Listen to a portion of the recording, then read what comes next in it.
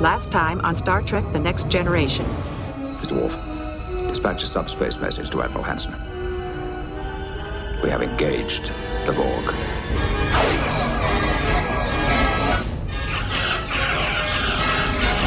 We're coming with every available starship to assist, Captain. But the closest help is 6 days away.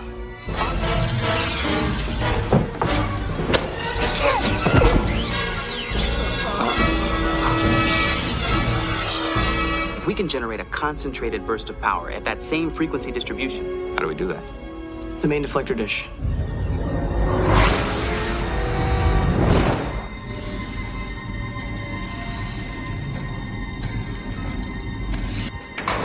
Shelby to Enterprise. We found the captain's uniform and his communicator.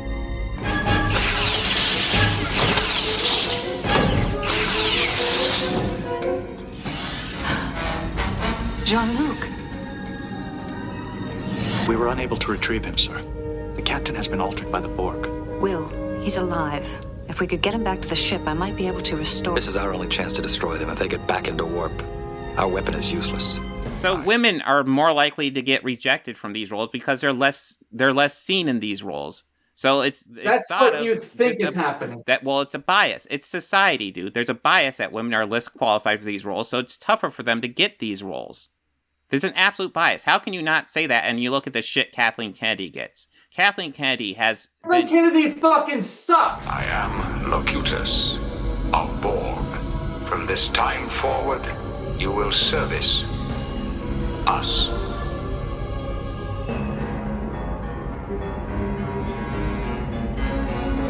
Mr. Worf. Fire. And now, the conclusion.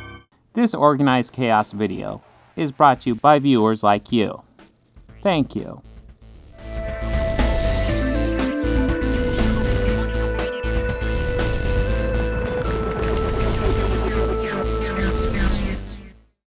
Dude, she has a legendary career as a producer. Absolutely legendary. I defy you to find a man who has nearly the credentials that Kathleen Kennedy has as a producer. It's insane. But yet everybody wants to dump on her. She's probably one of the most famous producers because everybody wants to dump on her. Gee whiz, I wonder what's the difference between Kathleen Kennedy and a lot of other famous male producers. She's being propped up like fucking AOC was. Are you kidding me? Are you serious, man? Yeah, the biggest people who talk about her are the people on the right pissing about her. I don't see anybody else talking about her. Yeah, the Star Wars films were awful. What the fuck? Yeah, no shit. People are gonna shit on Kevin. And then all so what? Do you know how many?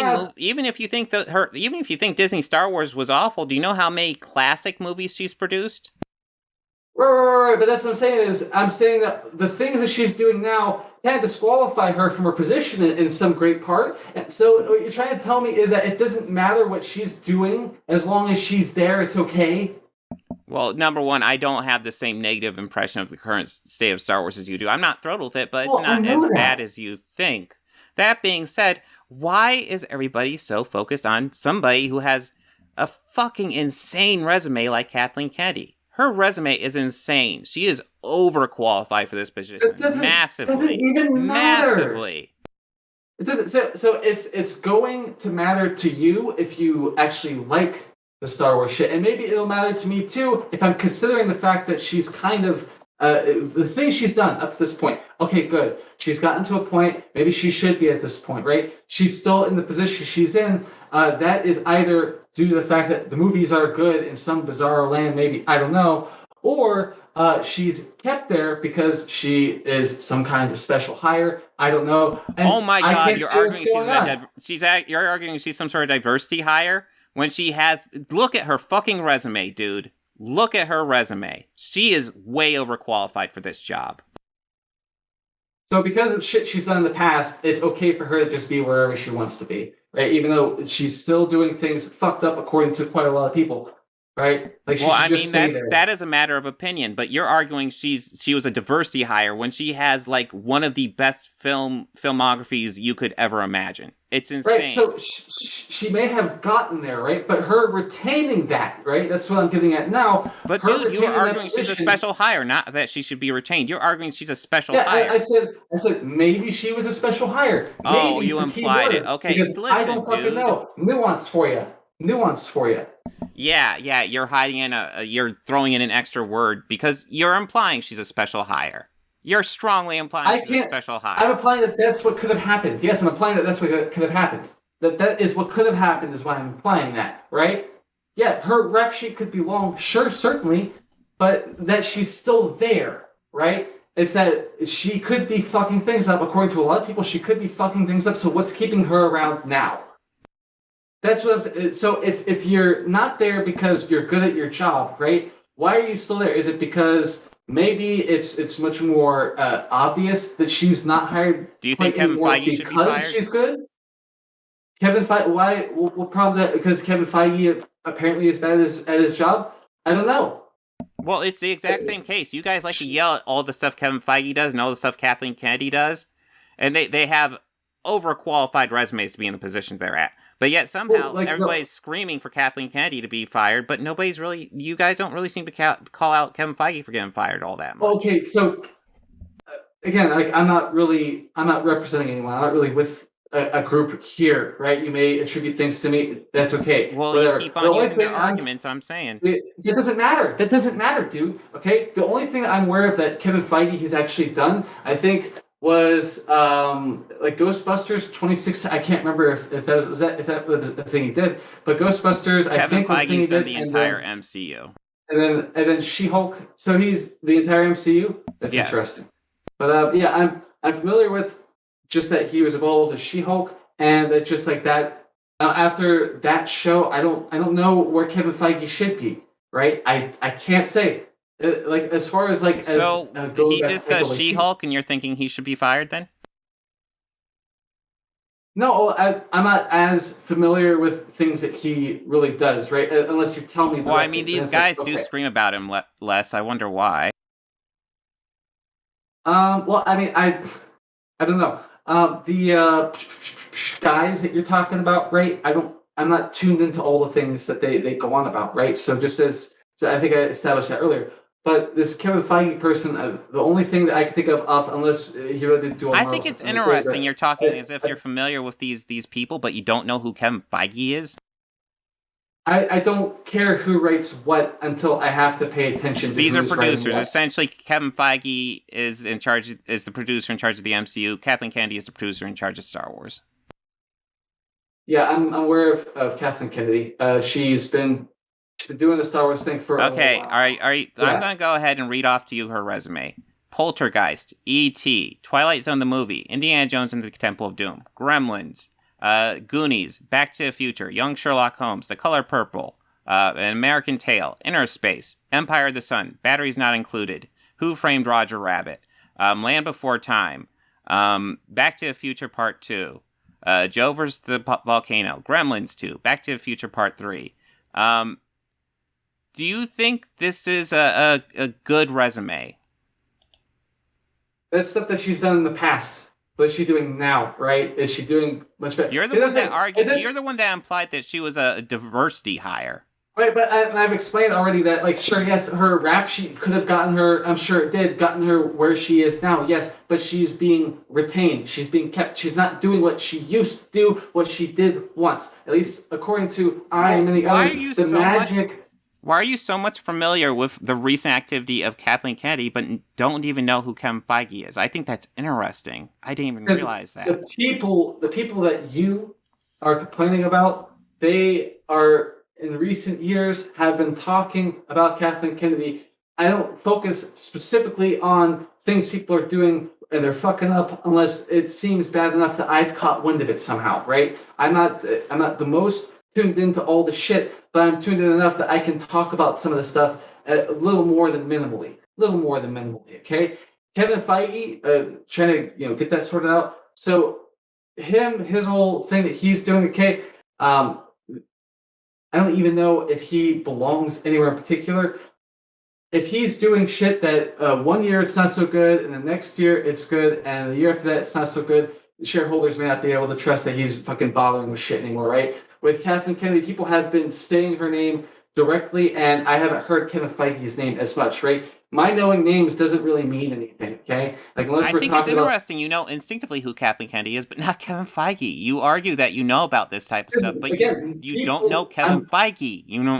I'm telling you very specifically. I've told you, but why are you so awful at catching the things people say, right? I've already said that people aren't talking about Kevin Feige as much as they're talking about Kathleen Kennedy. And they're talking about his projects. They're shitting on his projects just as much as they shit on Star Wars. People don't mention Kevin Feige's name as much as they mention Kathleen Kennedy's name with the shit that I'm checking out. I don't wonder why that is. Because there's not as much of a swell. Wondering why that is requires critical thinking. I'm begging you to apply critical thinking. I've been just straight blunt honest forward with you about why I am thinking these things the way I am. Okay, you are thinking these things because you're being told these things. That's literally what's going on. In some manner, yes, that's exactly the case. However, again, people have, and you need to fucking listen this time, okay?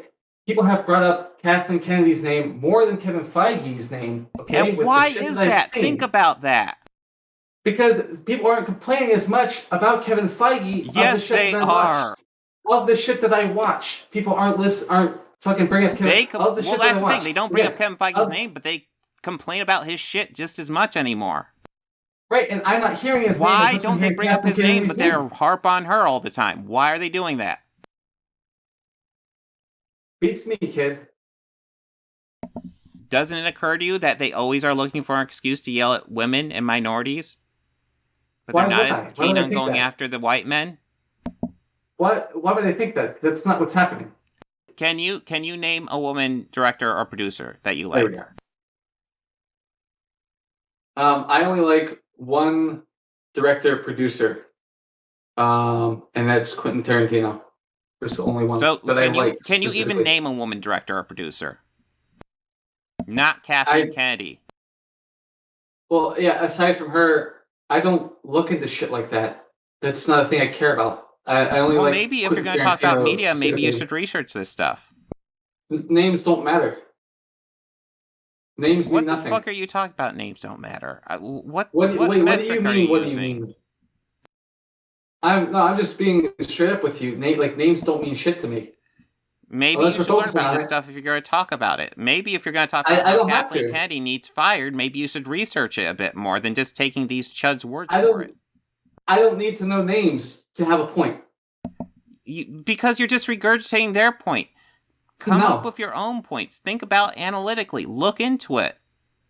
You imply that Kathleen Kennedy is a diversity hire, and you don't even look at her fucking resume and see, oh, she's definitely not. She's actually one of the most overqualified producers ever. And again, like I've explained why I think that she could be a special hire at this point, because she's cost Disney a lot of money. She's being kept around for a reason. She's also in there by contract. She hasn't cost them money. She's made them a lot of money. Oh, it's a contract. Oh, it's a contract, is it? Oh, yeah, fuck. all these people have contracts. You think that's an own? What are you talking about? No, I don't think it's own. It just explains it, because now I don't have to think, well, maybe she's a special hire anymore. And that's why she's being kept around. She's on a contract. It makes sense. I honestly wish you had said that before. Do you understand that Star Wars, outside of very few exceptions, Star Wars has made Disney a lot of money? Under her leadership. Yeah. Sure, at one point they made a lot of money. That's the thing. You're not looking at this critically. You're not looking at the information. You're not looking at the facts. And you just accept these guys' words at face value. That is what you do. And I encourage you, look at it on your own. When these guys are telling you, oh, Doctor Strange failed because it didn't make $1 billion. Ask yourself, what the fuck metric are they using? Because $1 billion is a lot of fucking money. Almost no movie made $1 billion like 10 years ago. Yeah, but see, we have ourselves more of an integration in terms of cinema with China. We've been making lots of money with China for the longest time. In China. There's like 20 movies that get released in China every year. Let me ask you. Was episode 4, 5, and 6 released in China during the 70s? Well, actually, only one of those was released in the 70s. I would guess probably not, but I have no idea. What does that have to do with anything?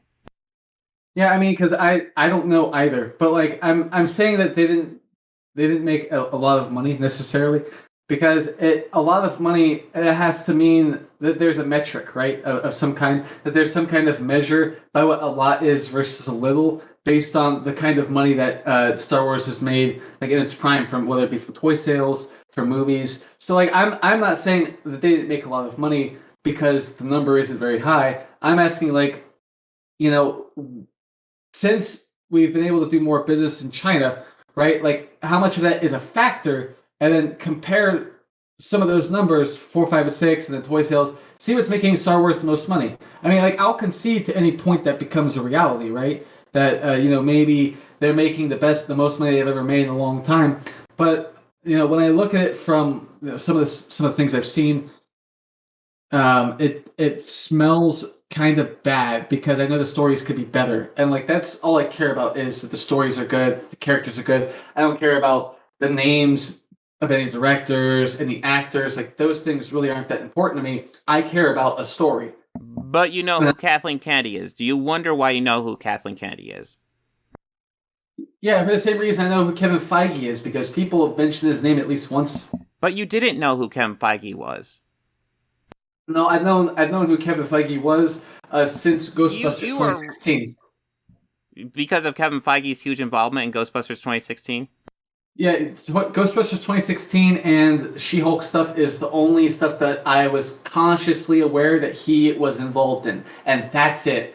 And because people have... See, here's the thing. The reason why... I'm just not thinking about this. The reason why I've heard the name Kathleen Kennedy more than I've heard the name Kevin Feige is because the Star Wars shit has been so much more prevalent in terms of pissing people off than the Marvel stuff has been in terms of the MCU, not the comics, right? So thinking about it, yeah, there's a reason. Now that I'm thinking about it, why I've heard Kathleen Kennedy's name more, I've heard Kevin Feige's.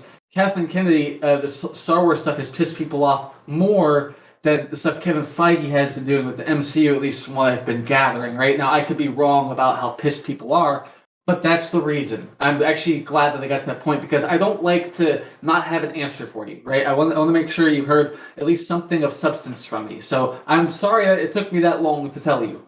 I didn't even realize until now. Okay, so what was Kevin Feige's involvement with Ghostbusters 2016? I know that he was either something like a writer or a director or a producer. It was something like that, but he was involved enough that I know that he was irritated on social media. Yeah. Dude, if you're you need to analyze this stuff so much better. You don't know what I do. about. You don't. I don't know what you're talking about. No, I don't know what you're talking about because I know what I'm talking about. Okay, so Kevin Feige was a writer, producer, director on Ghostbusters 2016. That's your argument. A writer or a producer or a director. I'm not sure which or what, but he was. You obviously aren't critically thinking. You aren't looking at facts. You aren't looking at reason. Kevin Feige's one of the most famous producers right now, and you have no idea. I don't give a shit. About movies, and you don't know who Kevin Feige is at this point in time. That's shocking. I don't need to know who Kevin Feige is to be able to tell you something, man. Why do you? No, look, man. You asked me how I've heard Kevin Feige's name. I only know that he was involved in Ghostbusters 2016, and I only know that he was involved in She-Hulk, right? I don't know what he was doing on those sets. No, that's all I know consciously of what he's done, right? Until you tell me something, right? And that is it. Names, history, none of that fucking matters to me. You just take up information that you're told. Just like you're listening to these grifters, you're listening to Geeks and Gamers and Critical Drinker Nerdrotic, and you just take up what you're told. You don't research. That's what you just said. There he is with that fucking word, grifters. Oh, yeah, using words you don't understand. Oh, fuck yeah, dude. Hell yeah. Yeah, you are in no case to argue about words you don't understand, dude. All right, pipe down. All right, listen. You asked me very clear questions. I gave you very clear answers. Did you want to ask anything else? Because I know you want to look at Robot Head. Did you want to talk about anything else then, or because this has gone really, really long. I was not expecting it this long, but we went down some interesting paths, and it was kind of crazy. And it's interesting to talk to someone like you who is quite frankly, absorbed this stuff and just not thought about it. And you seem to be confusing talking a lot with critically thinking about something. And it's not the same thing. It's not remotely the same thing. You're just meandering a lot, and you're not even thinking about stuff. It's like, dude, if you want to talk about entertainment, you should probably at least know a few names. And I'm going to tell you right now, Kevin Feige is a huge name. I'm going to tell you, he had dick all to do with Ghostbusters 2016. This is hilarious. Just think about the stuff you say, and look back on the stuff you say. Yeah, Jedi of Ostis, you were thinking of Paul Feig. Feig? I don't remember. He's an okay director. Ghostbusters 2016 wasn't good, though, but whatever.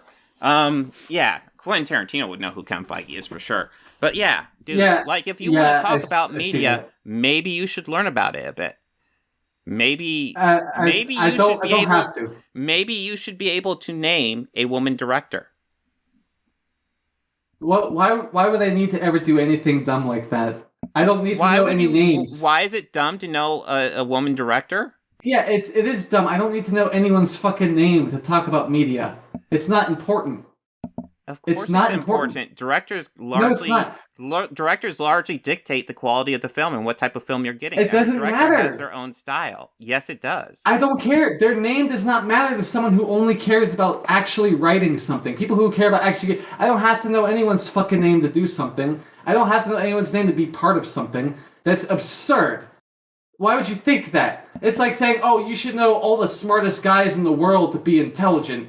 What the fuck? Are you serious? Dude, you should probably be able to identify lots of this media stuff if you're going to critically analyze it. Like, can you explain the 3-act structure to me? Yeah, beginning, middle, and end.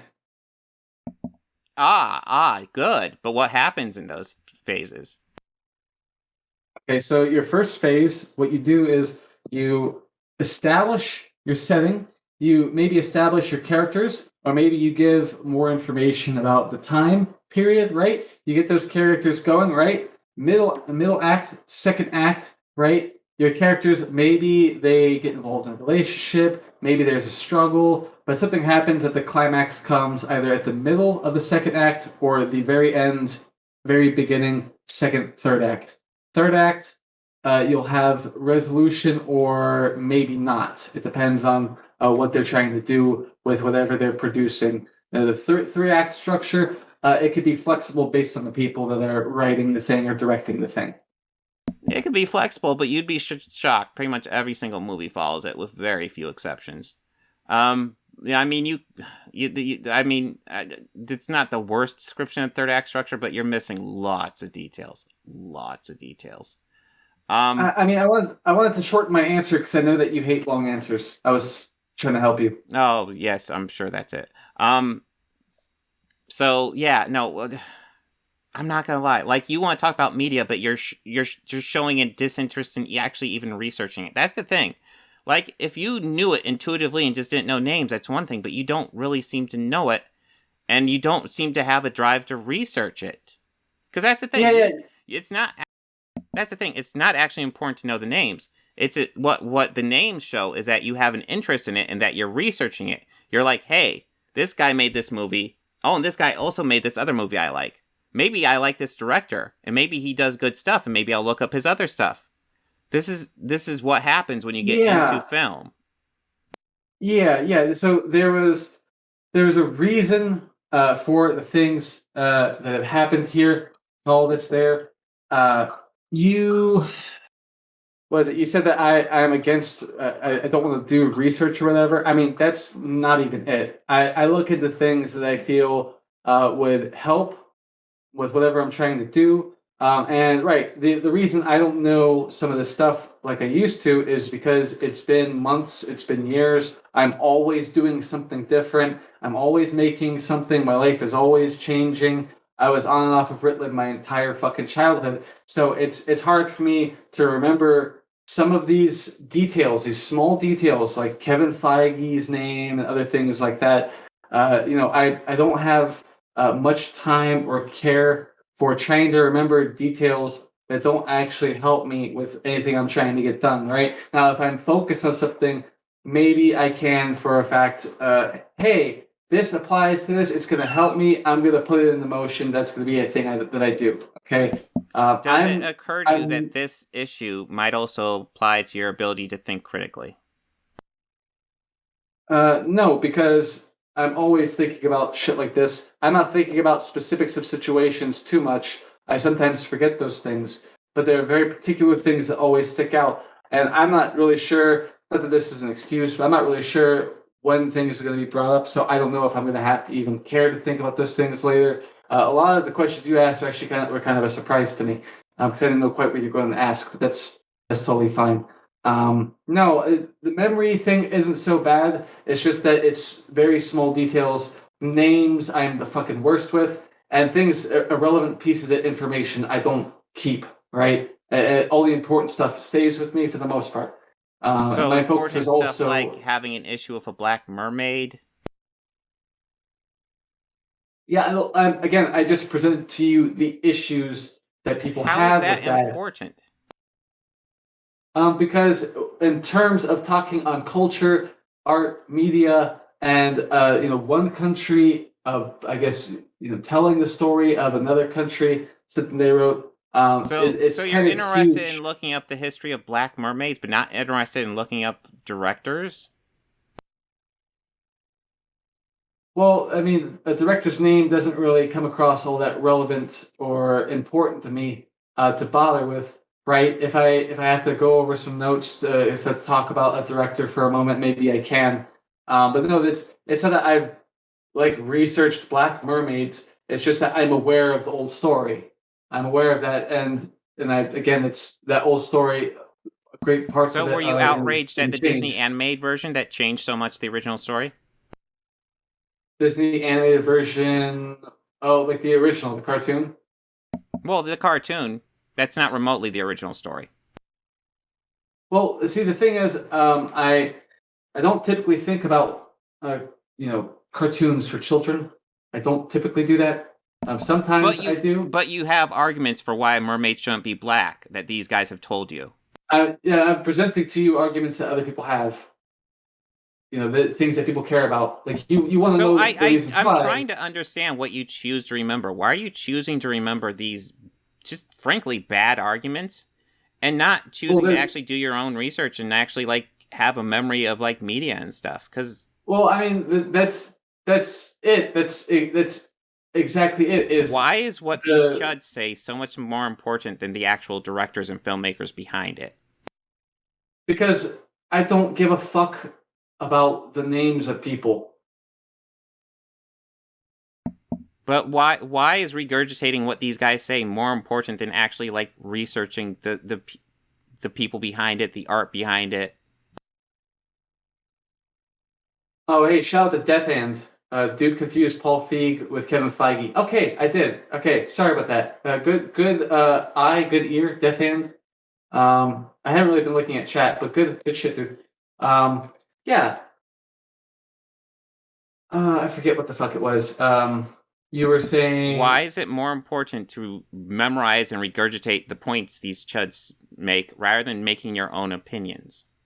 Well, see, I'm also listening to people, historians on some of this shit, to do with this, they'd be asked about it, oh, well, so what's the deal with this?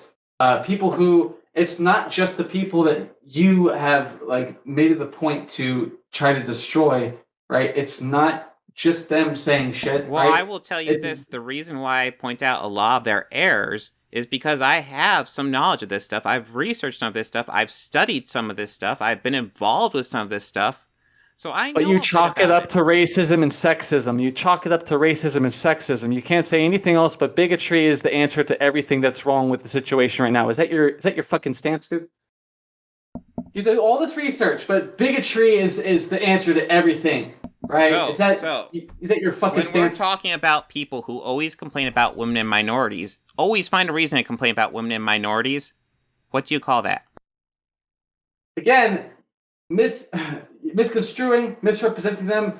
That's what they do. That is what they do. They have contributing factors to speak on. You just write them off as racist because you don't understand them. Because it's a pattern. They always find excuses to go after women and minorities. Yeah, that's what always. you say. That's a fucking buzzword, kid. What's that's a buzzword? Like woke? Woke is a buzzword. Yeah, and it's ever It doesn't present. fucking mean anything. You guys have reduced bigotry down to mean nothing also. No, well, bigotry is essentially finding excuses to go after women and minorities, which is what they do all the time. That's always your argument against people that again. Wait. Are you arguments. saying that's not bigotry to always find a reason to go after women and minorities? Why would you assume that that's anything I'm saying? Because that's what you were just implying. Like you're always trying to create enemies out of people who don't even know you. Dude, that's what you were just implying. So, no, that's an implication you put on the thing. So you always do this. You always put implications on things. Yeah, because you've learned well from your chuds. They always like to imply stuff, but never come out and say it. But they always imply the bigotry. It's always implied, always. Because it's you're looking because for they're it. Repeating it. You're always looking for it. Because you're always looking for it. You can't help yourself. Do you ever wonder why half the time in these videos they have to say, "Hey, racism is bad, but let's talk about this." Why do they always have to say that? Because you fucking people won't shut the fuck up about something that you are forcing on the situation. They always have to say it because they're always making a racist argument. They're covering their asses. Right. They acknowledge the fact that you guys are still buzzing around. Right? They wouldn't have to say if they stopped finding excuses to go after women and minorities, we wouldn't have as much to go after, would we? Yeah, that's always something that you just say, and it's often not even the case. Why is there always an issue with women and minorities in these projects? Why? Again, contributing factors. There are always contributing factors. The people that you're calling all these names and shit, you misrepresent them at every chance that you get. Because give me a contributing factor. Is a contributing factor just being a woman or minority? Because if that's a contributing factor, then that's just bigotry. Yeah, no shit that would be just bigotry. That's not a contributing factor I can speak on that they would apply to that, right? So why do they always find excuses then? Why are they always finding an excuse? Before they've even seen it. What do you mean? Why is there billions of videos on Rings of Power before they've even seen it? Well, what? You said they're excuses? Is that what you said, excuses? Yes. They always find an excuse to go after women and minorities in these projects. Always. Like, why do you know who Kathleen Kennedy is but can't name any other woman involved with the industry? Because she's the only one that seems to be fucking up that I've heard about. That's it. Well, why can't you name some that you like, some that do a good job? Because people don't like to talk about the shit that they like unless it's part of their shtick. Okay, people don't typically do that. Some people are fair and will break away from convention. I try to talk about things I like, but yay, whatever. Right, and that's good. I'm glad to hear that. But not everyone's focused on that. People often enjoy negativity a bit more if there's negativity found there because it's funny. For some people, it's lucrative, right? Of course, we all know this. I mean, look at the KKK. I mean, that's and What are your thoughts on the KKK? Let's get this out there. What are your thoughts on the KKK? Well, let me actually pull up the dude's name because I think Daryl Davis is his name. Daryl Davis. I think you're talking about the guy. So you obviously follow Tim Pool because he loves to pull out his name a lot. And honestly, Daryl Davis seems like a cool dude. So I don't want to bash him, but yeah, no, I sort of was. But dude, Tim Pool. This Daryl Davis has nothing to do with this. I'm asking you, what is your thought on the KKK? Wait, okay, so do you know why I'm asking? Why I'm mentioning Daryl Davis? Yeah, Daryl Davis is a guy who's famous for getting people out of the KKK, and good on him. But tell me, tell me what's your thoughts on the KKK? What my thoughts on the KKK are? Well, I like the fact that they can be converted by someone who speaks a lot of fucking logic shits. Daryl Davis kicking the fuck out of those guys. Do you think they can all be converted? Because I'll bet you they can't all be. I can't speak to the extent by which someone's heart... And we're actually batting around the question, because my question to you is, what is your thoughts on the KKK? Yeah, my thoughts on the KKK, Daryl Davis is an American hero. Those are my thoughts on the KKK. Okay, can you talk about the KKK without bringing up Daryl Davis? Because, Daryl Davis base is fucked. I'll give you that. Talk about, what are your thoughts on the KKK excluding Daryl Davis? Okay. What are my thoughts on the KKK? Like, what? What do you want me to say here? I mean, you want me to say that they're evil, they're good? What do you want? Well, I mean, would you argue that they're racist? Of course. All right. Would you argue that's bad? Yeah, no shit. All right. So, if you asked a member of the KKK if they're racist, would they say yes or no? Oh, that's a really good question. Nice. I couldn't tell you. I couldn't tell you. I'm sure there are some of them that think that they're just living out, God's, imagined plan for them or something. I couldn't tell you. It's hard for me to say. I would almost tell you across the board, they'd almost all say no. They would almost always say there's financial reasons or something like that. Well, and some people are like, yeah, I hate them. Yeah, I'm racist. I don't give no shit. Yeah, maybe. They're I bet you a lot like of the leaders wouldn't. I bet you if you asked David Duke, he'd be like, oh, no, we're not racist. We're doing X, Y, and Z. But they are. They're racist. And that's the thing. These people aren't going to come out and say, hey, guys, I'm racist. They might even say they're not racist, but then they'll go out and say the most racist shit you can imagine. It doesn't mean they're not being racist. If you're out there pushing a racist message, even if you say for 2 seconds you're not a racist, you're still being a racist. Yeah, I mean, that's just like how you'll never admit to being a fucking idiot. Like, and I can't tell you to admit to that, and I'm not going to say that you should, right? And being dumb feels just as bad as being racist to a lot of people. Dude, I don't think I'm the smartest guy ever, but I'm definitely the smartest one in this conversation right now. But I mean, that's what you would say, though. That's fine. That doesn't matter to me. I know I'm a dumbass. I've been through a lot. Like, why would I think very highly of myself? What does it matter? Yeah. Opinions. Well, don't really mean want shit. you to think. I want you to think about why do you not know names from the industry, but you know Kathleen Kennedy and she needs fired, even though you don't know her resume? Why do you know that? Why do they target Kathleen Kennedy but not Kevin Feige, even though they go after their projects with just as much virulence anymore? Because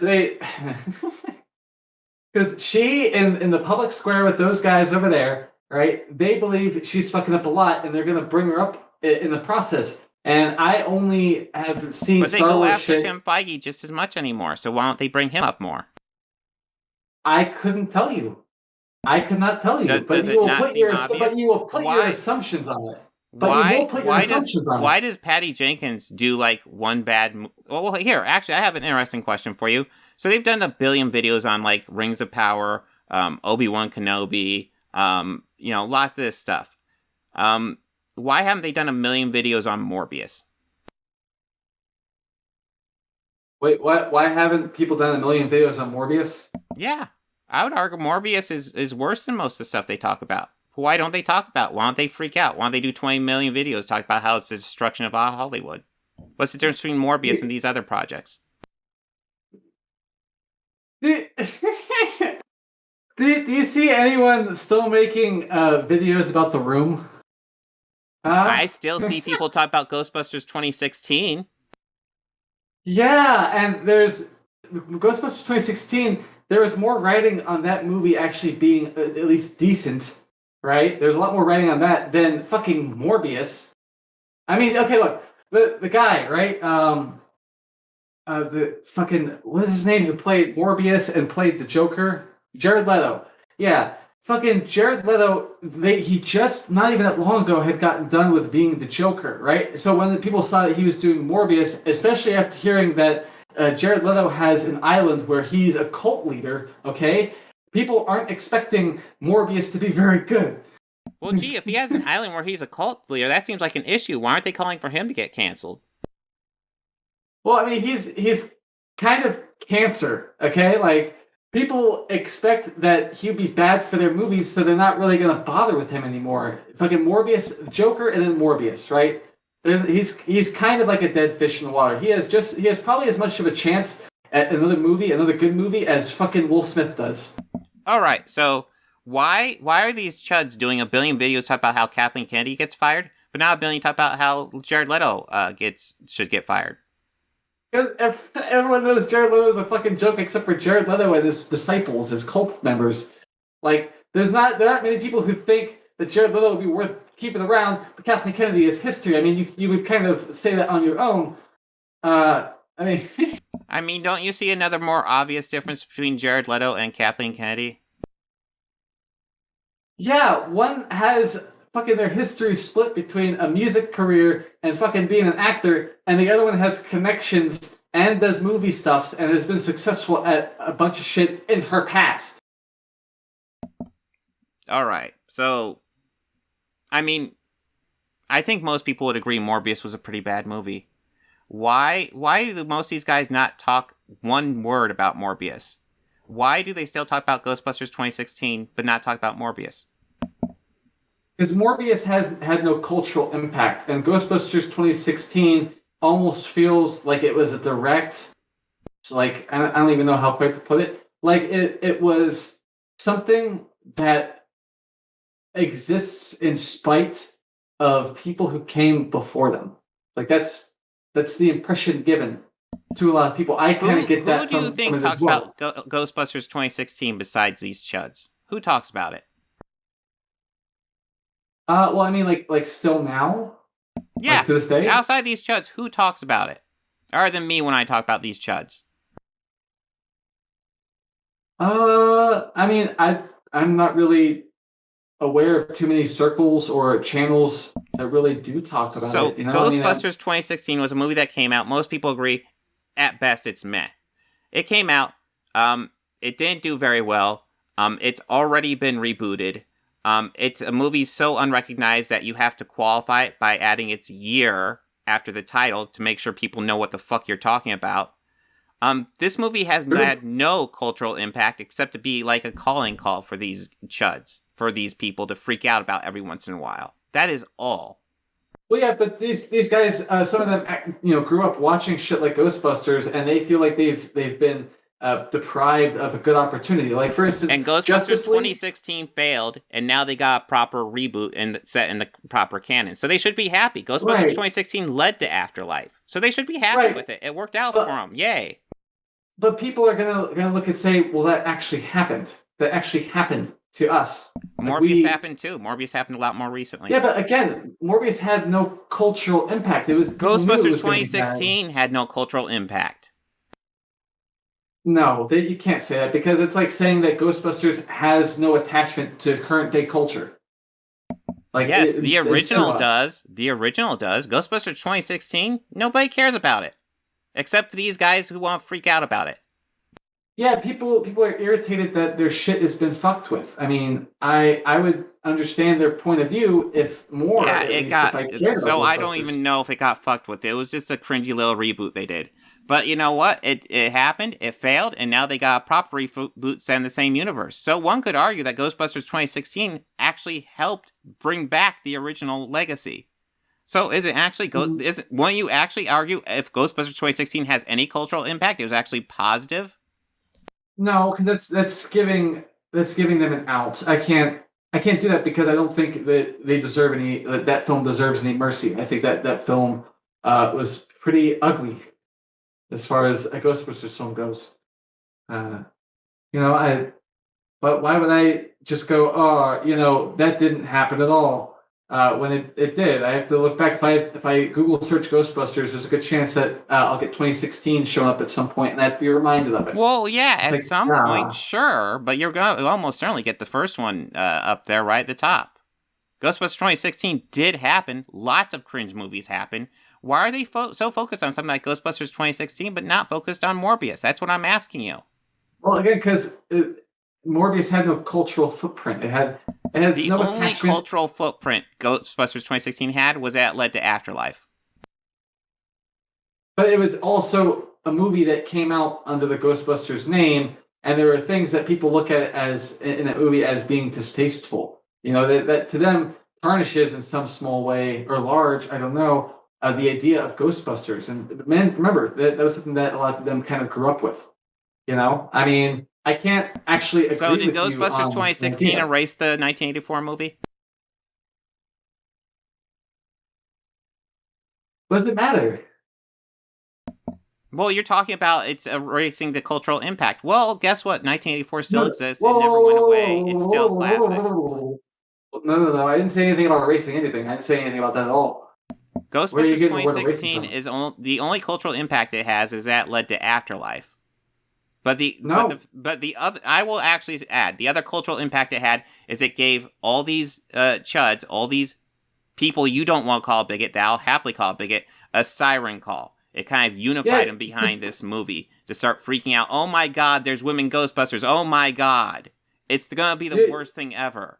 And they still talk about to this day, they can't let it go. Why? Why can't they let it go? It's already been rebooted. The rest of society has moved on from this, but these guys still make videos about it. Why is that? You're being unrealistic. You're being unrealistic. Why am I being unrealistic? I would actually argue Morbius was less fun than Ghostbusters 2016. I mean, like, that's fine, whatever, you could do that, but it's unrealistic because you are still, even after I tell you that this is a blemish on the history of Ghostbusters, you're saying that the only cultural impact Ghostbusters 2 was a blemish on the history of Ghostbusters as well, so what? Yes, sure, I guess, I don't know, whatever, but it's that this movie happened, and that sucks, okay? And people who, again, grew up with stuff, they're not going to say so much they were a fan of Ghostbusters 2016. You know, I mean, it's they're going to forget about, like most society outside these chuds. And I'll agree with you on the idea, the fact that because you had said that it doesn't erase anything that's happened. That's true. It doesn't do that. My whole thing is these people, and I think you may adapt this as part of your talking points, but I think you should. These people who are doing shit like Ghostbusters 2016, right? They aren't ruining anything that you aren't considering to be something that could ruin that thing, right? Like, I could watch Toy Story, right? And then, like, 20 years down the road from Toy Story 1 or whatever, they could release a really fucked up version of Toy Story, and I would just go, guys, like, they released that, that's fine, okay? That doesn't ruin the old stuff, right? Like, yes, it's annoying and a pain in the ass that over here we have this fucking weird thing that happened with Toy Story, and I grew up with Toy Story, right? Just as an example, it's a thing that I did, right? I can't really care too much that thing happened to the thing that I grew up with because that thing doesn't impact the stuff before it, right? Unless you were saying that this is canon. If it's establishing that it is taking some kind of place that it really shouldn't, right? Then they can't ruin it. That's why Rings of Power, regardless of what people say about Rings of Power, okay? It doesn't matter what they do with Rings of Power because it doesn't tamper with the trilogy films and it doesn't fuck the books up. So how does Ghostbusters 2016 do that, though? You haven't made a case for how that would do that. Why is Ghostbusters 2016 worse than Rings of Power somehow? No, that's not what I'm saying. I didn't say that at all. I wouldn't say that because Rings of Power is worse than Ghostbusters 2016. Ghostbusters 2016 lived its life and moved the fuck on for the most part, right? So why do these guys still talk about it? Why do they still need to bring it up? Just do a video on it and move on. Well, like, I would, to this day, I will still bring up, your comic book guys making Trump into MODOK, right? It doesn't matter how long ago it happened. It's that if we're talking about culture, if it's relevant to bring those things up. Did you know in the 80s they modeled Lex Luthor after Trump? I mean, no, I didn't, but... Yep. But it wasn't... But see, here's the difference, right? That was during a time when things weren't so politically charged to do with the name Trump, right? The society that we know now was a hell of a lot different then, and it doesn't really look as bad, I guess, or whatever. I don't know quite how you want to put this exactly. Because things are politically charged, we can't talk about politics and art. Is that your argument? No, but it's that if you're making someone who was the president, someone who is a politician, if you're making one of your political enemies into like an enemy in a comic book, then like that's like I understand. Richard Nixon I was featured in a bad guy in comic books as well. Right, but I mean, did they change like a Sabretooth? What, I forget his name. It's been so long. Did they change Sabretooth so that he fucking like adopted all of the mannerisms of George Bush? Like, dude, I just told you they changed Lex Luthor to be like Donald Trump. Right, but when did that happen? This stuff, yeah, it's in the 80s. This stuff, I'm explaining to you, this stuff has always been around, but now people freak out about it. And it's like, dude, it's always been there. If you do research, it's always been there. There's always been politics and art. Always. Trump was not a politician then. So you're saying there's no politics in putting him in a piece of art? Because, there's politics with putting a real figure in a piece of art, even if they're not a politician. It's not what I'm saying. It's that if you change a villain to be the focus of a lot of focused pain from a character like a black Captain America that's like a female and she's got like buck teeth. I'm trying to explain like what the character looks like. It's that there's that weird dynamic between a character who looks like it was designed to be whatever it's designed to be, right? And then Trump is a politician, right, is just made into an enemy, and then you decide to write in all these things to make it like, oh, it really is Trump. Like you're attacking, and I don't mind like the burning effigy thing, right? I mean, you can have a Kathy Griffin, whatever her name is, holding up a decapitated Trump head and stuff, but like at that point, like I just say, Kathy, she should be changing her career from actor to politician at that point because you've made a very drastic change in some ways regarding your public appearance. Who won the 2020 election? Oh, that's hard to say. Really? Yeah, hard to say. Who do you think won? Well, that's hard to say, honestly. That's interesting. It sounds like to me you don't want to answer. No, it's hard to say. I don't know. So you look at all the facts and data, the fact that all of Trump's cases were thrown out, the fact that Joe Biden got, at least 6 million more votes than him. You're just going to throw that out and say it's tough to say. Yeah, because I actually had been paying attention to the data at the time. All right, so looking at the data, as you so say that you've done, and as we've established you're very good at looking at, who won 2020? What's your best guess? Hard to say. What's your best guess? Certainly not the people. What's your best guess? Hard to say. Best guess. You said you looked at the data. Tell me what your educated guess tells you. Let me think about that.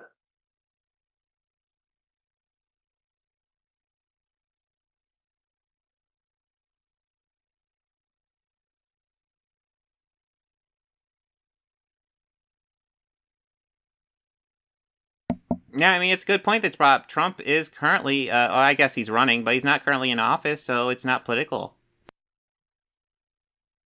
Well, I'm still thinking about it. I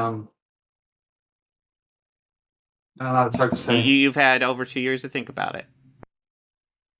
Over 2 years? Well, I mean, I don't think about it often. I mean, I was paying attention to data. Well, you just told me you looked at data and stuff. So you looking at that data, who do you think won? It's hard to say. So you think Trump won? No, I think it's hard to say. So looking at the data that all of Trump's cases have been thrown out, the data that clearly he got less votes, it's tough to say. Yeah, because there are a lot of unclarities involved. Like what? So it's hard to say. Like what? What unclarities? Inconsistencies, batches of votes coming in that are all for one candidate. It's hard to say what actually happened there. You mean mail-in ballots? No, not particularly, just mail-in ballots. I mean, like hundreds of thousands of ballots coming in that were just for one guy all at the same time.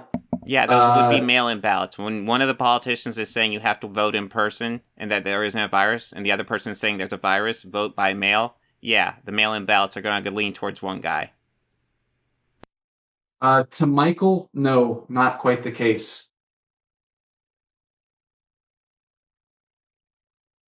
Yeah. Anyway, do you have any other questions for I guess the stream? I don't even know where else to go, but yeah, I think it's pretty clear. I like I said, I still encourage you to think critically. Don't just repeat what these chuds tell you, because that's all you've done. You just regurgitate what they tell you. Please, please, tell me to think critically. Yeah. Yes. Please. Hey, we're getting a subtle N-word in there. I guess that counts, but I don't know. Nick, please. Nick, hey, let me ask you a question. So, let me ask you a question. What do you actually think the N-word means? What do you actually think it means? Let's ask a real question. Means? I mean, it's a derogatory term for a black person, typically used for slaves. But why do you consider it that? Because that's a societal thing. It's culture. No. Culture is one of those things you've already said you don't like to address, but it's one of those things. It's a cultural thing. No. Why do you think that, specifically you? Why do you think that specifically Because it's been culturally accepted that it's racist for white people to say that word. No, don't use the society around you as an excuse. That's exactly.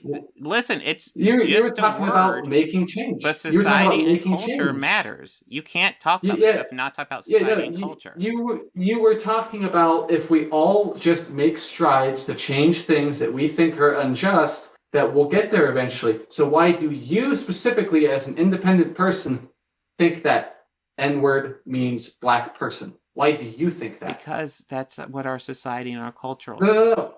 So the society that you are a part of is holding you back from improving upon yourself. Dude, you can pull some esoteric, old, tiny version of the definition out. I don't care. Society has decided what the word says, and they've decided that it's racist for white people to say. So is it a crime to say it? That? No, but it is considered to be racist.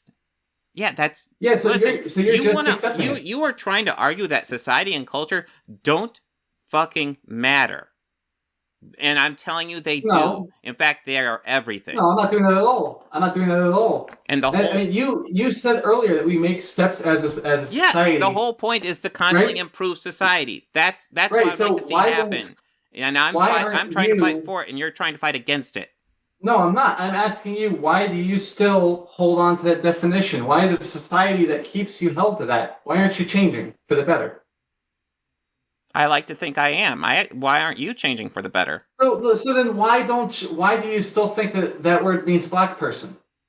Because and you're trying to tell other people they're racist. Oh my god. That's entirely you. I'm asking you, why don't you change your mind? I don't care about some esoteric, when the word was created, what it meant. We're talking about we live in the modern day, dude. We live in the modern day. And it was also I'm asking you, testing you with your own beliefs. You said that if we together, so collectively, one by one. Dude, can I ask you why do you care about the N-word? Why do you care? Because if you care so much about changing things, and I care so much about changing things, why do we still allow that definition to exist? Huh? Why do you still think... Because I don't give a shit about saying a word. So you don't care about making society better?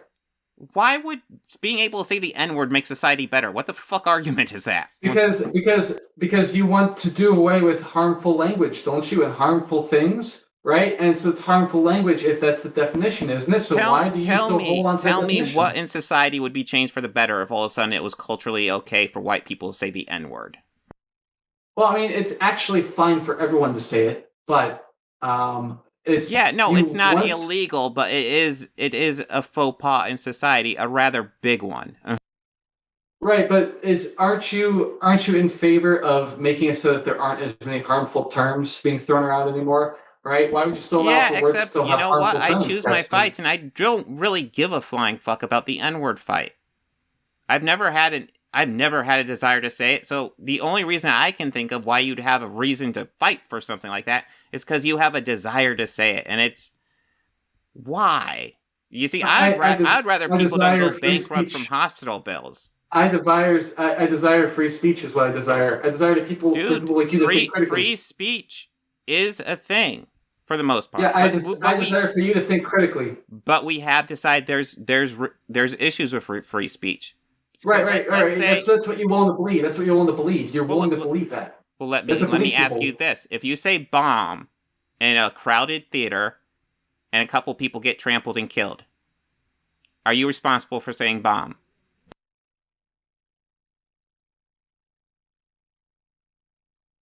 Because that's just free speech. That's just you saying your speech. So you're trying to say that alarmist language, right? Like bomb, or I'm going to kill that person over there, right? So no, all you do is you walk to a crowd theater and you say bomb with the goal of there being panic. And in that panic, a couple people die. And that's just you exploding your free speech. Do you think you should not be held accountable if those people die? Boy, we gotta talk about nuance again, huh?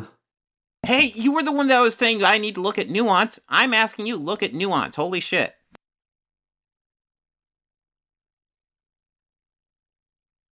So, us talking about doing away with harmful definitions has you asking one of the oldest questions in the book. Right? Is that what we're doing here? Well, you're arguing that, somehow society will be made better if all speech is free. And I'm saying, well, what about this? This is free speech. Would that be better if that was fine? Would society be improved by that? That wasn't even what I was arguing. No, you were arguing you were actually arguing for saying the N-word. Which is, it's a weird thing. Why do you care about saying the N-word? Of all the fights in the world, why do you care about saying the N-word? Well, it's not that I care about saying the N-word. I care about the fact that you still think that N-word means that you're willing to allow that to be a thing for you personally. That's what it means in modern society. For you personally, don't even fucking think about modern society. I'm talking about you. Why do you still think that you're just gonna use that cop-out, that same bullshit, that it's society? Really? You're gonna let other people dictate to you how you're gonna think, and you're telling me to think critically. You are aware we live in a society, right? I know that's a meme, but that's also a fact. Yes, there are other people in our society, and we have to live with those people in our society. It doesn't mean anything. So seriously, you should just be able to do and say whatever you want without any consequences? Is that your argument right now? Is that my argument? No, why would it be my argument? Well, you're saying society doesn't matter. So if society doesn't matter, then just do and say whatever you want. I didn't say society doesn't matter. I said it doesn't matter that society, has an opinion. That doesn't matter either. That specifically doesn't matter. We have to live in it, dude. Yeah, but you don't have to live based on their rules. You want to be subject to all their ways of thinking. You really want that for yourself? That's called slavery, guy. Dude, I won't be the one arguing that you need to think for yourself when you just regurgitate what these chuds say on media. You're not the one to talk about free thinking. Of course you're going to call them names and shit when you still can't understand them. I get that. Dude, you're not understanding them either purposely or ignorantly.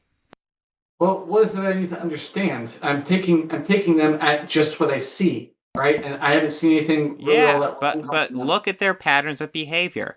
When somebody always calls out people, minorities and women, always finds a reason to call them out. They're going to look for reasons, just like David Duke will probably look for reasons why he's not a racist. They'll always look for reasons. But doesn't mean they're not bigots. Contributing factors, dude. They're contributing factors. So it's okay to look for contribute. So as long as you have a contributing factor, it's all right to be a bigot. Well, again, you're misconstruing and misrepresenting them. But they always do it. It's a pattern, dude. They always do it. I haven't seen it once. And you're either ignoring it because you're ignorant or because you agree with them. I am paying attention specifically to the things that make up their argument. I'm not paying attention to the fact that they're just talking about a woman or they're just talking about a black person. But you don't even research the media that they're talking about. So how do you know? Well, what specifically do I need to research with each of their statements? Like the media specifically, they typically show basic research into movies and box office numbers and just production will show most of what they say is bullshit.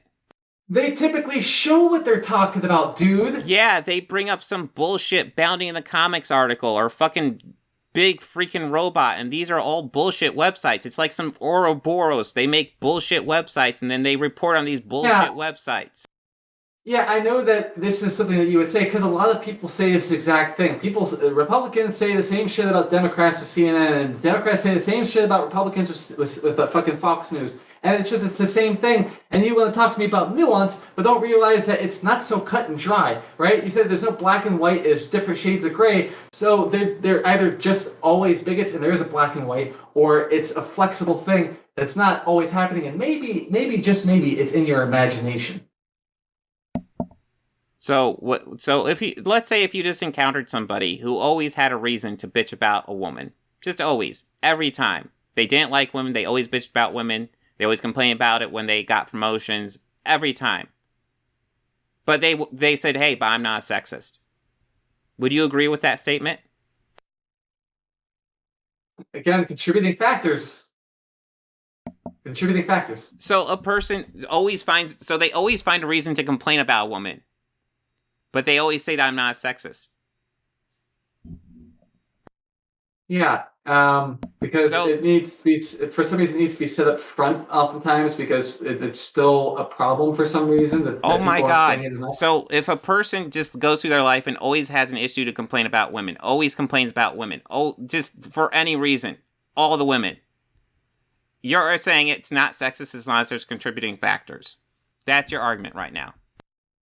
No, I'm saying there are contributing factors to do with a lot of this. I'm not saying that it means that it's bereft of bigotry. I'm not saying it's bereft of that. I'm saying there's contributing factors. That's literally all I'm saying. It's by a case-by-case basis, and we don't know what they're thinking anyway. We just hear what they say. No, I just have patterns of behavior, and what they are doing is they are spreading bigotry. And you are spreading bigotry right now. You've spread quite a bit of bigotry during our debate. How? Rewatch it. Analyze it. I always rewatch shit. Where and when? Dude, throughout the whole thing, it's been kind of amazing. With every single one of your videos where you've brought up something like this, anything that I've seen people fucking bring up do with you whenever they're showing your shit off, you seem to just misrepresent and misunderstand all the time. Why do you think I can even take your words seriously? You are the one that is misunderstanding everything. I mean, I was not planning on having this conversation this long, but this is just so goddamn fascinating to me. You are like this kind of really fascinating test subject as to what consuming this content will do to a mind. And I want you to break out of it. I want the best for you. I want you to break out of this mindset. Because it is not good for you. Because here's the thing, bigotry, it's not good for society, but it's also not good for people, individuals. You need to break out of it. And again, you're just making shit up, dude. This is like you disagree with the idea that bigotry is harmful. So I disagree with the idea that bigotry is harmful. I've been a victim of bigotry, my guy. Like I don't need to answer a question like that. I know it. I know what that shit feels like. Okay, so you have an anecdotal story. That's interesting. Yeah, so, I can't just go to the fucking memory lane with you and Doctor Strange and go, hey, this is what happened when I was in Job Corps. My roommates who found out I was a bisexual decided to lay thumbtacks outside the shower door as if I'm gonna just step on them when I walk through and injure myself. You know, I haven't had experiences of my own that are really fucking that's pretty bad, isn't it? That's pretty bad, isn't it? Yeah, and guess what? I've been a victim of this shit. Why is it bad when they go after you for being bisexual, but it's okay to go after Kathleen Kennedy for being a woman? Because again, you're misunderstanding them. Contributing factors, right? I know what bigotry is, it feels like, and looks like, right? I've been a victim of it, okay? Now, I don't need to go, well, because I understand it, that means that I can see whenever someone talks about a woman being fucking whatever, that it's just the presenter is fucking racist or something. Like, it's not just there just because they mentioned how Kathleen Kennedy is doing a terrible job. Again, contributing factors. People are talking just as much shit on Bob Iger and Chapek right now. I'm impressed I've seen you know those names. I'm very impressed. Yeah, because they're in the news right now, dude. Yeah, no, I'm impressed. I'm impressed. And hey, at least you know some names. So what would you say their involvement is? It's a recent thing. What would you say their involvement is with the film industry? Chapek and Iger? Yeah. I just know they're like just about pretty much at the tippity top of Disney. And that it's not a whole lot. They have some say over projects. It's not a whole lot. Usually the producers do it. Yeah, and so I'm only really familiar with the name because of the news cycle, and I'm familiar with the fact that they're doing some things over at Disney. And look, like, you don't have to believe me when I tell you that these guys, right? These guys, Chapek and Iger or whatever, you don't have to believe me when I say that. I'm so sorry. I'm so sorry. I don't like to waste anyone's time. I have trouble remembering some things. But Chapek, Iger, you don't have to believe me when I say that I don't really know a whole lot about what they're doing, but that they are doing things that people are talking about, right? And that even though these are some of the people I still listen to, at least somewhat, I don't know if I can really believe them exactly because the history with all the people that work at Disney, there's so much going on. I don't know like the history, so I can't say who's doing what exactly, right? I just know that there's a lot of complaint with the fact that Iger, Chapek, or whoever, they are sort of challenging Ron DeSantis when their whole thing should be entertainment. And like that's part of the reason I know about them and shit. But I can't really have an opinion because I'm not the most familiar with everything they do. You know what I mean? So it may seem like I would just be with the fellas at Geeks and Gamers and all that, but I don't often find myself caring too much that this is happening to Disney. I figure let the company do what they want with themselves. They're going to hurt themselves regardless. But I can't really say anything bad about them, but maybe say that Disney itself they're making some interesting moves that I would personally consider foolish. But I don't really have much to say about Iger and Chapek, honestly. So, yeah, I don't know how much further we're going to get. I just, like I said, I find this so interesting. It's like talking to somebody who's like, you fully just engulfed what these people say, and it's frustrating. You talk to me about critical thinking, but you've shown none. But again, everything that they fucking talk about, they show in their video, and you're acting like that doesn't happen. Because almost always they pull up bullshit sources, or they pull up something that isn't, really related. They love to do that shit. Or they act like a number's, like, smaller than it is. Like, I brought up Doctor Strange, too. They act like that was a bomb when it made almost $1 billion for a fucking Doctor Strange movie. That's pretty good. I mean, sure, I don't know the numbers for shit, so I can't say yay or nay on... So how do you even know what stats they're... Like, here's the deal. I call bullshit on a lot of their stats because I look into it and I know, like, what they're talking about. It doesn't even seem like you know what they're talking about. No, it's not that I don't know what they're talking about. Just having stats doesn't mean shit. I could say, you could just make... I could say a fucking Godzilla is plowing down New York and pull up a stat showing how, like, COVID rates are going up. That doesn't mean shit. Right, certainly. And that's just the thing is, I don't, with the numbers that they pull, and you can, again, people that are biased or whatever, and they're going to say, well... when they pull up stuff, I double check them. I look up their articles. Right, okay, sure, certainly. I can't prove or disprove that. That's fine. But again, it's this thing about, of course, you're going to say they use bullshit websites. Of course, you're going to see that. Like, you're ideologically driven. It's fine. It's not... the ideology is facts. Like, do you know the big blow-up between Chris Hemsworth and Taika Waititi recently? There's a blow-up between Chris Hemsworth and Taika Waititi? Look up these chud websites. They talk about there's this huge blow-up, how, like, Chris Hemsworth called out Taika Waititi for what he did with Thor. Look up Bounty in the Comics. Look up a big, giant freaking robot. Look up... Oh, actually, I heard about that. I did hear about that, but... Yeah, did you hear about that big fight? Do you know it's all fucking bullshit? I don't really place too much stock in their personal dealings like that, honestly. I care less about that, really, and more about it are these decisions... I mean, these chud websites report that they had a huge blow-up. When in reality, all that happened was Chris Hemsworth went on an interview and said, hey, I've done, I did a version of Thor through the Dark World in the first movie. I did a version of Thor with Infinity War and Endgame. I did a version of Thor with Ragnarok and Love and Thunder. And I just think the next iteration would be different. And all these guys blew up and said, oh, he's calling Taika Waititi's Thor bullshit. When that's not what he said whatsoever. That was the story they ran with.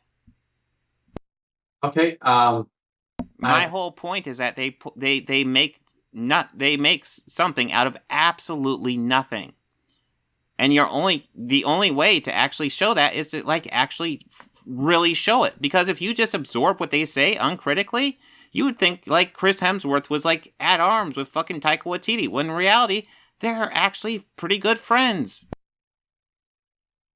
And I mean that's good if that's the case. I'm happy to hear it. But yeah, I don't follow these websites and stuff. I will find myself with, because I've gotten annoyed by Ryan Kinel. It's why I don't really watch him anymore. So it's why I'm not really as tuned into stuff as I likely would be if I still watched him. I don't watch Ryan Kinel. Geeks and Gamers. I don't even think I've seen a Nerdrotic video in my life. Mauler and Rags. I used to watch Rags back then. Mauler produces videos that are pretty long, but I just also. So, who are your favorite content creators? Because I'm impressed how well you're able to regurgitate all their arguments very well. Well, yeah, sure. You're gonna say that I regurgitate stuff, but I mean that's just what you'd say. No, I know their arguments, and they're what you just said. Yeah, their arguments are good. That's just the deal. No. Anyway. No, they're not. No. Yeah, I mean you can disagree all you want. I don't need to really bother with that because it's pure speculation. But I'll tell you. I'll tell you who I have here. I'll tell you the channels. I'll do it for a while. Nemo's Dreamscapes, The Future Files, Rageaholic, Rikeda Law, Naxos Japan, Comic Artist Pro Secrets Video Game Donkey, Auto Heckle, Young Ripper 59, Clownfish TV, Liberal Hive Mind, Avoiding the Puddle, Ryan Kinel, Comics Matter with your boy Zach, J.M. Crofts, Some Ordinary Gamers, Hi Buff Gigas Please, Salty Cracker, Hill vs. Babyface, Mark Dice, Kit Boga, The Synthetic Source, Bub Games, Count Dankula 2, Count Dankula 1, Dog Things, Ripaverse, Dr. Disrespect, Scam Baiter. Okay. Critical Trooper After We've Hours. got the image. So you're just not looking at the three I've named, but you've listened to almost all the other ones that say all the same stuff. And I think it's interesting how they all say the same stuff for the most part. Well, I mean, that's not a hard thing to imagine having happen when all those people wish to make sense. So. But they don't. They don't, and you would know if you actually research their shit. I do realize that is an opinion you love holding onto very dearly. It's not an opinion. I research it. Yes, it is. Dude. I frequently research it on stream. Doesn't matter. You always call things racist and sexist. Facts don't matter to you? Facts don't matter if they contradict your worldview, then? No, the facts matter. It's just you don't have anything that could contradict me. You mean during this whole time? At all. Yeah. Because if you're familiar with the meat of their argument, then maybe I could take you seriously. Dude, listen, I am familiar with the meat of their argument, and I also am familiar with the undercurrent of all their arguments. And it's all the same shit. It all is rooted in the same shit. I know their arguments because I knew that you were regurgitating them. I knew it. Yeah. It didn't matter that if you weren't watching the three that I named, because you named like a dozen there that say the same shit that I'm familiar with. And probably the other ones you named do the same shit too. I won't be surprised at all. There's a reason, because here's the thing. Here's the difference because between they're all those grifters guys. riding off the algorithm. That's why. Here's the difference between you and those guys, right? Those guys are writers. They're writers? How are they? What? Did he disconnect? I think he might have disconnected. I disconnected. Okay. Hold on. I disconnected. They're familiar with the industry, and they're talking to you about writing and character storyboard, all that shit, and you're just writing it off as racist and sexist stuff when they're not just talking about existing as an individual within any media thing, right? And I have explained to you many of the arguments that other people have that you may not have heard from the big three that you say you named off or whatever, right? The things are not so cut and dry. It's not as simple. Again, you with the different shades of gray. It's not so simple and cut and dry as they are just getting hyped and angry about the fact that there's a black woman breakdancing while she's in her wheelchair. Okay, there's more to it than just racist and sexist, whatever. And at the same time, that's likely not even really a concept unless you factor in the fact that there are people like you talking shit about them and whatever, right? Yes, you could say this looks odd, right? Rags is a fucking furry, okay? I can understand why you would think some of the things you think about him. We expect it, to be honest. But that's beside the point. Why do you keep on bringing up Rags as a furry? I don't give a shit that he's a furry. Well, because Rags gave you a lot of shit, okay? He gave you a lot of shit. Yeah, no, he did, and he's an asshole. Yeah, he did. I don't care he's a furry. Why do you keep on bringing that up? Well, because furries are assholes oftentimes. I mean, if you're going to rape a dog... Furries are like everybody else, bro. Yeah, okay, sure. Sorry, not everyone else is into sniffing shit-filled diapers. Not everyone else is into licking dog balls. Okay, you don't know the darkness out there. Okay? You just complained that I was making people into a monolith, and now you're building a monolith for furries. Yeah, it's because I'm aware of what they do in the dark, buddy. Jesus Christ. Okay. Yeah, I don't know how much more we're going to dive into. I mean, you've shown a lot of your ass here, and it's interesting, and I just want you to reflect. I want you to reflect on some of the things I've told you. You're going to reflect? You can stop repeating yourself about things that you really need to offer yourself for once. Yeah. Because I don't come here. I don't come here to represent anyone but myself. Okay, maybe you don't. But you represent their arguments a lot, okay? And you regurgitate them quite well. Yeah, because I, for a fact, can tell you that this is something that makes sense to people who fucking think about it. Okay, you can be ideologically opposed to them and just write them off as evil people. Whatever, do that on your own time. That's fine. But to say that just because I'm saying shit that you've heard them say doesn't mean that my arguments are any better or worse, right? I know you don't like them, all right? But it's that I'm willing to explain these things to you because I have this great feeling, because I know you disagree with me, but I have this great feeling that you misunderstand, right? A lot of the arguments. I actually came here to make sure that you've heard their actual arguments, so that in case you hadn't before, you have heard them finally, right? Because it's again, a big thing I said at the beginning was that it seems like there's some kind of miscommunication, right? I'm not trying to dissuade you of the idea that there should be more representation. The issue. You seem to think I haven't heard their arguments. I've heard all their arguments. I've watched these videos. If you look at my actual channel, I've talked about these videos over and over again. I've heard their arguments, and I see the pattern. And if you look at the pattern, it's clearly there. Bigots don't say, oh, I hate women, or I hate minorities. They don't say that. They always code it in something, and that's what you're seeing with these guys. They're always coding it. Now, are they bigots in their personal life? Maybe not. Maybe they're perfectly fine in their personal life, but they're definitely doing it to corral the bigoted crowd, to speak to the bigoted people.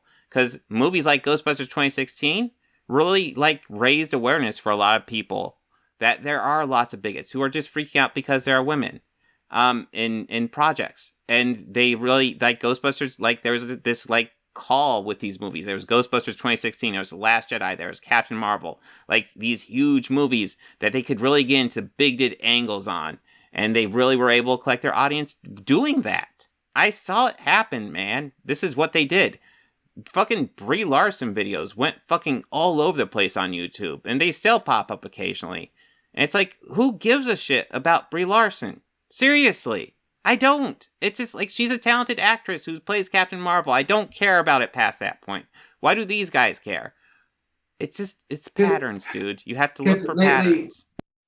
They want to make sure they're talking about culture, the same culture that you could be talking about when discussing things you find are wrong with some of the things to do with the media that culture is producing, right? I mean, ask yourself honestly, where's all the shit talking about Terminator 2, them having a female as one of the main I'll tell you, because Terminator 2 was already in the cultural zeitgeist, and it was already largely decided that people liked it, so they aren't going to shit on that because that's not going to be popular. They're doing it for the clicks. They aren't trying to discourage clicks. Well, but no, see, that's the thing is they have that audience, right? If all of those people in that audience, or even if the majority of those people in that audience are all like this, where they're all going to talk shit about women, and there's some kind of agreement in everyone's head that this is going to be okay for them to talk about because it's a woman or because it's a black person, right? Even still, they would still talk, and you may chalk it up to them. Oh, well, they're not talking about this stuff because they're grifters. But I don't see the whole grifter thing, the argument that you guys put down. So let me ask you this: if they're just concerned about calling out bad media, making media better, why aren't they calling out Morbius? Again, because that movie was dead in the water. Hardly it was a even bad movie. If they care about bad media, they should be fucking raking that one over the coals. Well, it's because they would have more of an issue with it if it was making more of an impact on society in the way that they see is a bad way to go about things. If Morbius was affecting media more, if it was affecting the society that we see here, if it was affecting international law, if people were freaking out in the street because do you want to argue that Ghostbusters 2016 did any of that? To some degree, yes, that is what it did. Oh my for god, some of you those listen people. to these For guys some of too those much. people. They're so, like, if they told you that, they're so full of shit. I haven't seen any of these grifters say anything No, like no, no, that, no, but no, they're no. full of shit. If you've heard it anybody doesn't- say that, they are full of shit. No, man. Listen. It's that I'm saying that's the difference, right? And it's not that I'm saying that they're necessarily saying that or anything of that sort. What I'm trying to say is, you asked me why this bad media isn't talked about more, but this media over here is, and I told you, like, Morbius did nothing, right? And I'm Ghostbusters telling you that 2016 these people did nothing except activate a whole bunch of sexists. I wouldn't say that. It's that you have these guys, right, who are talking about Ghostbusters 2016, and they didn't talk about Morbius that long, right? So Morbius, they stopped talking about not even all that long after it came out, or they started talking about it, whatever. And then, yes, they did all, like, they were talking shit about Ghostbusters because it was still something that was going to become a part in some way, a legacy of Ghostbusters. And now if Morbius was doing that, right, with some other title they cared greatly about, like the Spider-Man films, right? If the Spider-Man films were impacted negatively by the fact that Morbius had bad plot things going on with it or whatever, and the dialogue was bad, right? Like there's a very, very specific difference between, like, those two, right? There's a very specific thing. Morbius isn't really attached to anything but, like, Spider-Man, and, like, that's it. And no one even really thinks about Morbius really ever, except for lately. I mean, yes, you could say he was in the Spider-Man cartoons. I know that for a fact myself. I kind of liked his voice, but it's people don't think about that. Just like people don't often think about Spider-Man, like, growing the arms out of his back very much. That wasn't the thing people talk about too much anymore with the comic, with the cartoon. So I mean, there's differences, right? What's the potential? What is this thing? What is it now? Like, what contributing factors? All right, give me 1 second here. I just want to look up something. They both did about the same at the box office. Here's a deal I'll tell you straight up about Ghostbusters 2016. The only people who talk about it, who seem to think it has any cultural impact, is these guys. The Fandom Menace guys. That's it. To the outside world, the only cultural impact it has is that it bombed and it made Ghostbusters, Afterlife. That's it.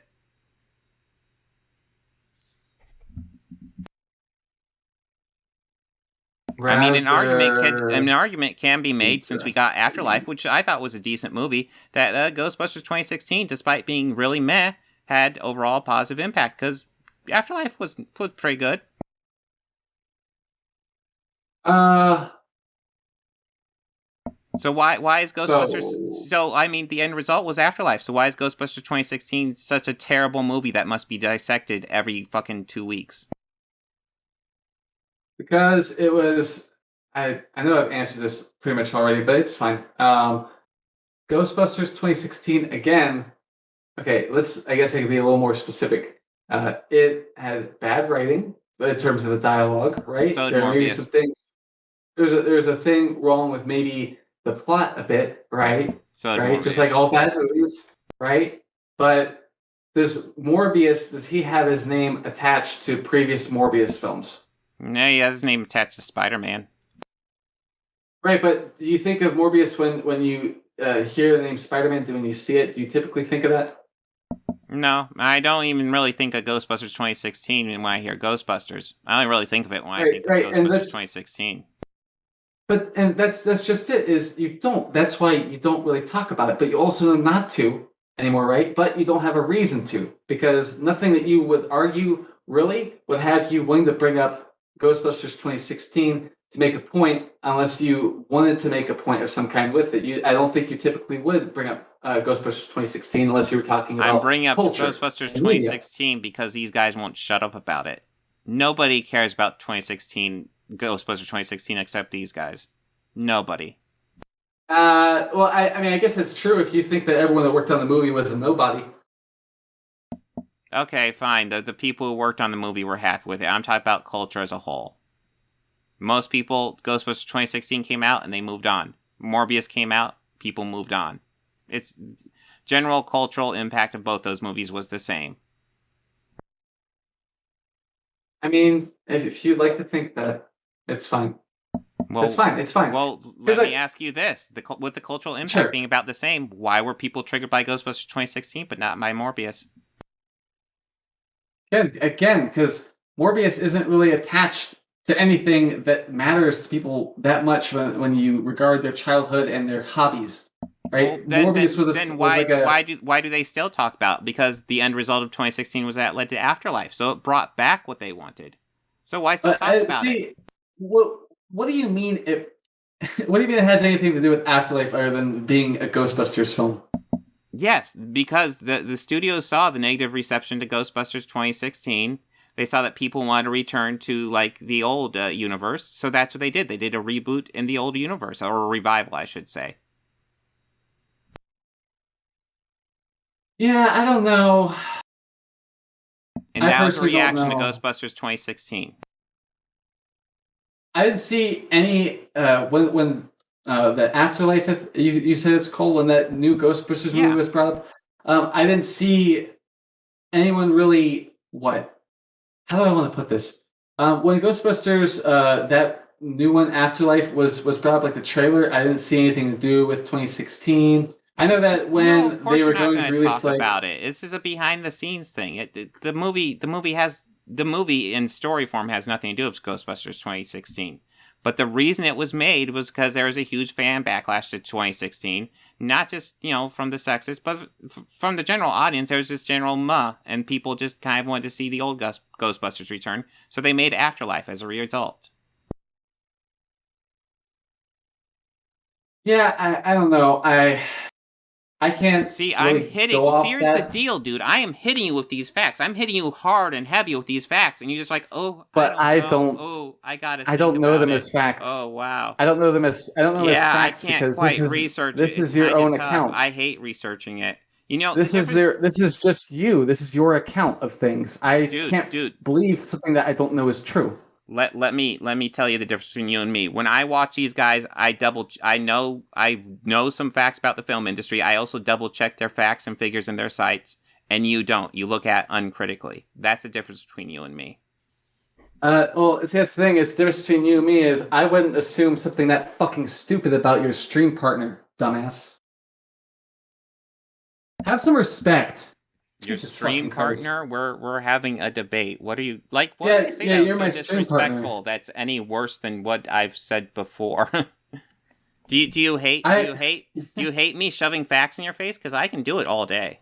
I don't know them to be facts because you're gonna research it and find out, man. You're gonna find out, my man. These are facts. Why would I find out something that I have no interest in? Well, you know what? If you want to talk about this subject, if you want to talk about media, if you want to talk about the things I talk about, maybe you should fucking research this shit. Well, what specifically? The things I talk about, bro. Like, how do you think you'll come close to debunking me if you don't know what the fuck I'm talking about? It's not hard. I just have to disagree. Typically. That's not debunking. That's just disagreeing. Oh, I see. So, don't do that, even though we do that with Mahler. Oh, we're going to disagree with his entire methodology. Oh, that's cute.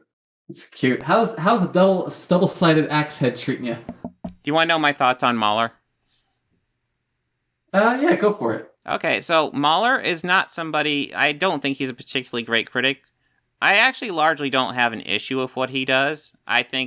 I honestly think if you're doing a review longer than the actual movie, you're not doing it right. But you know what? If he wants to do it and his fans enjoy it, I don't actually have an issue with that. I do disagree with how he does it, but I don't really care. I do care that he calls it objective when it's not. These are largely his own feelings, and he wants to treat it like it's objective when it's not. These are just him doing his feelings, and, he's allowed to do that. He's allowed to do that. But they're not objective. Yeah, and I don't agree with it being objective or subjective. I don't unless it has to be one or the other. It has to be objective or subjective. There's no in between on that. It does matter quite a lot what exactly you're talking over, right? Like if you're talking over like a Marvel film, that's not something made for anything other than like entertainment, right? It's not like a thinking man's thing, but because of what it services, it services the idea of an entertainment piece, right? If you are, hey, this movie is great, then it's going to be good to you. But depending on what each part services in terms of its goal, which of course is being a product that you can, write home about. So there are going to be people that agree and disagree with, how these things turned out. I could enjoy the movie Nights while you may not enjoy the movie Nights. Like that's fine. I could say that the movie is good to me regardless of what you say, and I would enshrine that as a truth, right? And I'm sure you could do that with a few things as well. That you enshrine this in a truth of your own because of what you take from it, right? Now with Marvel and stuff, this is why I agree with Scorsese, right? I agree with Scorsese on the thing about Marvel films not being cinema because they're a product. They're not art movies, right? They're not. It's not to say they aren't film movies, right? I think film and cinema is like the same thing. But I can't say it's all not art. I mean, I think it was kind of cringy. I love Martin Scorsese. I think he's a brilliant filmmaker, but I think it's weird for him to call it not cinema. It's all cinema. You may not like it. There's different degrees of art. If you want to judge it by your own standard, that's absolutely fine. But it's all cinema. Well, I mean, sure, you can watch things in the cinema, but there's cinema. There's a difference between something that was made as like an art piece and something that is basically a corporation wears the shell of an entertainment name of some kind, right? Well, you don't know the passion of the filmmakers they got. Yeah, there's lots of things produced by a corporation, but maybe they got some filmmakers who are truly passionate about it. Yeah, and sure, like you can have passion, right, to make something work, but it doesn't necessarily mean that it's anything more than a product. Right? Like you can say, I bought this, therefore it's a product, and you could say that while holding The Godfather Part 1 in your hands. But I mean, like something selling, yeah, if it has a price tag, it's a product. But like, what is it? What are its intentions? Right? Like, what's the intention of all movies are Age made of to make Ultron? money. That's kind of it. That's the game. No, at least make their money back. I mean, sure, you can get filmmakers who have a passion, but at the end of the day, the producers want to make sure the movie makes money. I mean, yes, there are people that is what they care about, but back in the day, we would call those people sellouts. Yeah, everybody gets called a sellout. It gets confusing anymore. Listen, dude, this has been really enlightening. It was interesting talking to you. It's gone for almost 5 hours. It's 1 a.m. here. I need to call it a day. I need to get to work tomorrow. Yeah. But this was fascinating, man. Thank you for your time, man. Do you want to do this again sometime? Because here's the thing: even though I disagree with you on a lot of shit, you disagree with me on a lot of shit.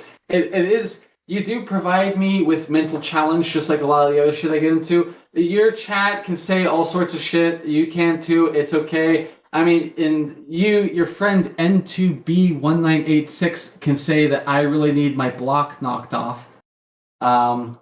Maybe he meant that about rags, but I don't see another comment before that. So I don't know if he's talking about me, but you guys can say all that stuff. That's fine. I like talking to Organized Chaos here. He is engaging, mentally stimulating, and I do like that. I'll go into my own discussions about stuff. If there was less of a need to retain, your camp and everything else, like you can do that. And it's not that my feelings are hurt, button eyes Sean. It's just pulling up the fact that you guys can say whatever you want. I'm sure that Organized Chaos may come to this sort of idea that I could be racist because I say but I'm not going to endanger him and say the hard R version.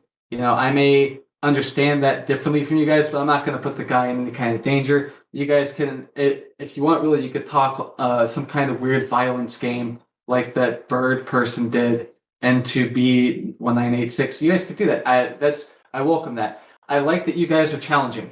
If, for instance, Organized Chaos want to do this again, we can do that. That's totally cool. You guys are sick. It's open. If you want to do this again, just contact me and I will put you back in the queue. That being said, I don't know if I want to do it this long again. But it was fascinating talking to you. Just thank you for your time, man. And I same again to you. beg you critically think about the stuff you absorb. Okay, man. And I'll say the same to you. You need to fucking think about shit too. We're both flawed creatures under this great sun of ours. Okay, just understand that. Yeah, I understand that. I'm gonna flawed. Maybe next time I can do it without having to do push to talk. That'd be nice. Yeah, I'm gonna have shifting things going on in my life. You're gonna have shifting things going on in your life. We're gonna think about things a little different eventually. But I mean, until then, hey, maybe we'll talk again. This was a lot of fun. You guys have a good night. Holy shit. That was a lot to unpack. God. I think that is like an interesting look as to why it's important to actually call out these guys, because he doesn't know what he's talking about, and it's frustrating because he's so certain he does. I was actually planning to look over some videos, but I'm exhausted. This stream went way longer than intended. I'm going to have to cut that down to something usable at some point, because that is just such a fascinating look at this guy.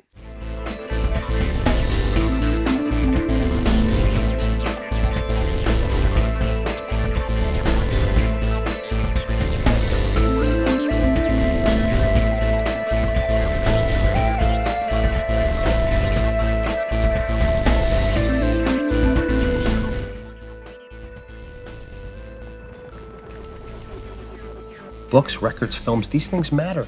Call me shallow. It's the fucking truth.